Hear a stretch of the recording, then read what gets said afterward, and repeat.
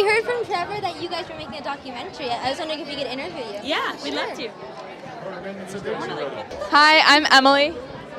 And I'm Henry. And we're from the Santa Barbara Middle School Team Press, and we're here with SCARPELLI. ALEXANDRIA BOMBACH. Nice to meet you. Nice to meet you. Nice to meet you. Got a good handshake. Our Team Press theme this year is Star Stuff, We're All Made of It.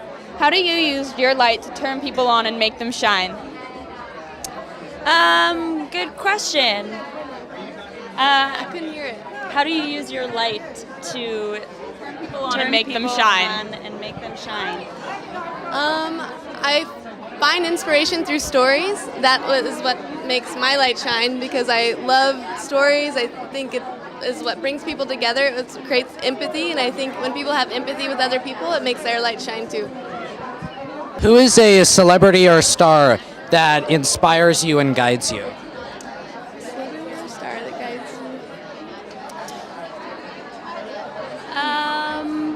I don't know. I don't know. Go ahead. Do you have someone? I don't know. A celebrity or a star? Well, someone that we really, really admire is Farzana Wahidi, who is one of the characters of our documentary, Frame by Frame. She's an Afghan photojournalist, one of the only female photojournalists in Afghanistan. And she's basically what's been inspiring us for about 2 years now as we've been making the film. She works very hard and she does beautiful work and a great thing for our country. That's fascinating. Do you have anything you'd like to add? I was actually going to say another one of our characters who is a star in a sense is he's the first Afghan photojournalist to ever win the Pulitzer Prize, the first and only, and so our film follows, how that happened for him and kind of the fallout of what it means to take a picture in a really horrific moment and get rewarded for it. And he's a really humble person, and so he brings a sense of humanity and just a sense of normalness to someone who's a star, His name is Masood Husseini. Who is an everyday person in your life that inspires you or guides you? An everyday person in my life. I think my grandma inspires me a lot because she's just, full of fire and she's been very supportive since day one of what I do. And I think that just never-ending support, yep, you can do it, shoot for the moon, is kind of what drives me to keep going. So she really inspires me.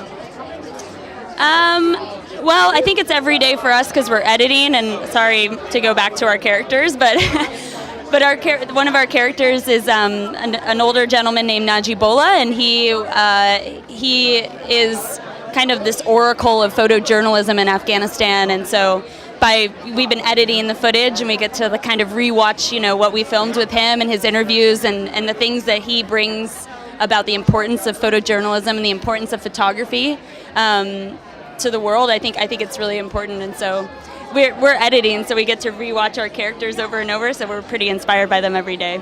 Could you tell us a little bit about your film? Sure.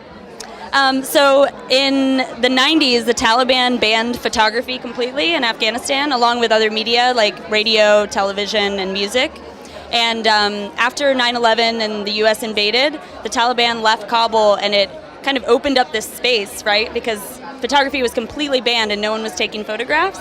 And Afghans, young, old, rushed to the scene, and this photography revolution unfolded. It was amazing. And so in the last 12 years, basically, they built free press from nothing. They had no newspapers, they had no photographs, nothing chronicling what's happening in the society.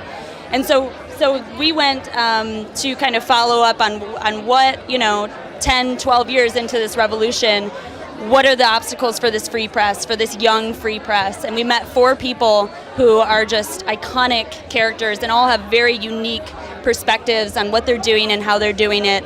And we followed them basically in Afghanistan, and the film is about their struggles to tell true stories. Do you have anything to add?